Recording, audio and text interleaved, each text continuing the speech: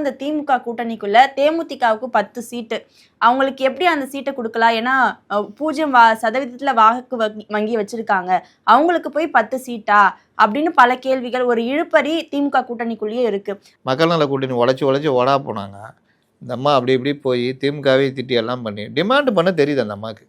ஆரம்பத்துல தேமுதிகவை திமுகவும் கூப்பிடல, அதிமுகவும் கூப்பிடல, தனித்து விட்டுறப்படுவாங்க அப்படின்னு சொல்லிட்டு இருந்த நிலையில 10 சீட்டை பிரேமலதா வாங்கியிருக்கிறது எப்படி பாக்குறீங்க? திமுகவுடைய பலகீனம். அன்புமணி போயிட்டார், ராமதாஸ் ஒன்றும் இல்லை. ரெண்டாவது இது அன்புமணி போயிட்டார். டிவிக்கே வந்து வட மாவட்டங்களில் ஓட்டை பிரிக்கிறாங்க. இது எல்லாம் சேர்ந்து இவர்களே பண்ண கூத்தில் இவர்கள் ஆளுங்களுக்கே மரியாதை போச்சு. இப்போ திருமாக்கெல்லாம் வட மாவட்டங்களில் அந்த டீமே அப்படியே தாவேக்கா அந்த மாதிரி போயிடும். பாட்டாளி மக்கள் ஓட்டை பிரிக்குது. அப்போ இவங்களுக்கு ஆள் இல்லை.